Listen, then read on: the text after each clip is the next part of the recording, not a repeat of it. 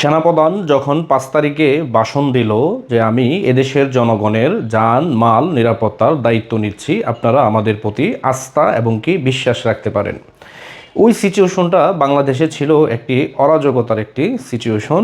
তারপরেও এদেশে আপনার হাজার হাজার পুলিশ সদস্যকে হত্যা করা হয়েছে, আওয়ামী লীগের নেতাকর্মীদেরকে আপনার হত্যা করে গাছের সাথে ঝুলিয়ে রাখা হয়েছে। সেটি কিন্তু আপনার সেনাবাহিনী আপনার ট্যাকেল দিতে পারেনি। তারপর থেকে এই পর্যন্ত বাংলাদেশে যত অরাজকতা হচ্ছে বা যত ভাঙচুর হচ্ছে এবং কি জঙ্গি স্টাইলে যে হামলাগুলো হচ্ছে বাংলাদেশে, এগুলোর কিন্তু কোনো ট্র্যাকেল এখন পর্যন্ত সেনাবাহিনী দিতে পারেনি বা এগুলো কিন্তু সেনাবাহিনী আটকাতেও পারেনি। ইতিমধ্যে সেনাবাহিনী তাদের যান নিরাপত্তাহীনতায় সেনাবাহিনী ভুগতেছে এবং কি সেনাবাহিনীরও কিন্তু এদেশে কোনো নিরাপত্তা নেই। আমি বলবো যে সেনাপ্রধান ওয়াকারুজ্জামান যেই কথাটি বলেছে যে উনি যে দায়িত্ব বাংলাদেশে নিয়েছে, এই দায়িত্ব উনি সঠিকভাবে কিন্তু পালন করতে পারেনি। উনার কিন্তু দায় স্বীকার করতেই হবে।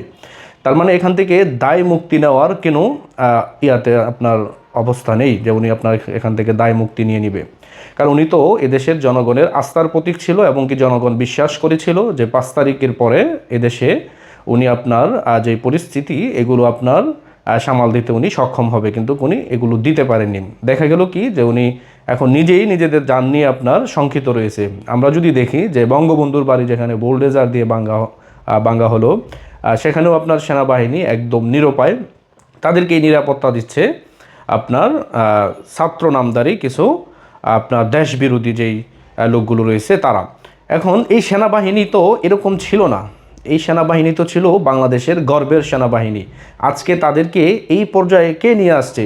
এই পর্যায়ে নিয়ে আসছে শুধু পাকিস্তানের প্রেসক্রিপশনে, পাকিস্তানের সাথে আতাত করে আপনার ইউনূস এই বাংলাদেশে মেটিকুলাস ডিজাইন সাজিয়ে এই দেশকে যেভাবে ধ্বংসের দ্বার প্রান্তে নিয়ে গেছে, এগুলো আপনার যেমন আমেরিকার ছিল, ঠিক তেমনি পাকিস্তানের সাথে তারা ঐক্য করে, ওই যে পাকিস্তান আপনার পরাজিত হয়েছিল ৭১ সালে, তারা কিন্তু চেয়েছিল যে বঙ্গবন্ধুর বাড়িটি তারা আপনার বোল্ডেজার দিয়ে ভেঙে দিবে, ওই সময় কিন্তু তারা সেটি পারেনি। সেই কাজটি তারা স্বাধীনতার এত বছর পর তারা তাদের সন্তানদেরকে দিয়ে করাতে সক্ষম হয়েছে। আর বাংলাদেশের সেনাবাহিনী ইতিমধ্যে সেখানে আপনার নীরব ভূমিকা পালন করেছে। এর জন্য কিন্তু আমি মনে করি যে এই সেনাপ্রধানকে অবশ্যই এর জন্য হিসাব দিতে হবে।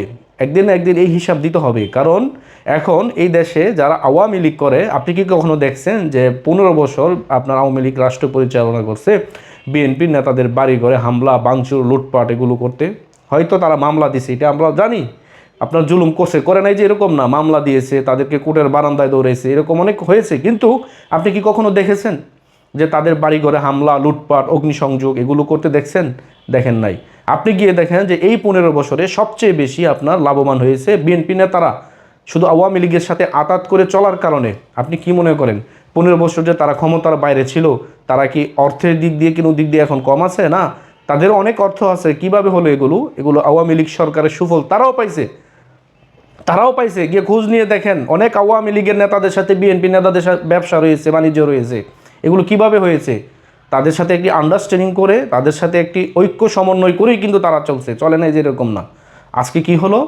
আজকে কি আপনারা ভাবেন যে এই দেশের শত্রু বিএনপি, এই দেশের শত্রু আওয়ামী লীগের শত্রু বিএনপি, বিএনপির শত্রু আওয়ামী লীগ? না, এদেশের শক্তি এখন তৃতীয় শক্তি এদেশের শত্রু, যারা ইতিমধ্যে এই দেশকে ধ্বংস করার পায়তারা করতেছে এবং এই রাষ্ট্রকে একটি ব্যর্থ রাষ্ট্রে পরিণত করার জন্য তারা ইতিমধ্যে তাদের ষড়যন্ত্র ৭১ সালের পর থেকে যেভাবে তারা করেছিল, এখনও পর্যন্ত তারা সেভাবে তাদের ষড়যন্ত্র অব্যাহত রেখেছে, যাতে করে এই বাংলাদেশ বিশ্বের কাছে মাথা উঁচু করে দাঁড়াতে না পারে। আমি অবশ্যই বলবো যে এই বাংলাদেশে এদেশের স্বাধীনতা রক্ষা করার জন্য, এই দেশকে আপনার রক্ষা করার জন্য আওয়ামী লীগ বিএনপি সকল ভেদাভেদ ভুলে গিয়ে এই মুহূর্তে এই রাষ্ট্রকে বাঁচানোর জন্য সবাইকে ঐক্যবদ্ধ হতে হবে। নির্বাচন পরের বিষয়, আগে রাষ্ট্রকে বাঁচাতে হবে, এই দেশকে বাঁচাতে হবে। স্বাধীনতা বিরোধীদের হাত থেকে এই রাষ্ট্রকে আগে উদ্ধার করতে হবে। আমি যদি এখন বলি যে এই গোটা রাষ্ট্রটি এখন পাকিস্তানের প্রেসক্রিপশনে আপনার পরিচালিত হচ্ছে, আমাদের এই বাংলাদেশ বর্তমান পাকিস্তানের নিয়ন্ত্রণে চলে গেছে, এটি হয়তো অনেক বিএনপি নেতারা ইতিমধ্যে বুঝতে পারতেছেন, কিন্তু সামনের পরিস্থিতি এমনটা হতে যাচ্ছে যে আপনারাও কথা বলতে পারবেন না। ইতিমধ্যে তো বঙ্গবন্ধুর বাড়ি বুলডোজার দিয়ে ভাঙা হয়েছে, যখন প্রেসিডেন্ট জিয়াউর রহমানের মাজার ভাঙা হবে তখন আপনারা কি করবেন? আপনারা কি বসে থাকবেন?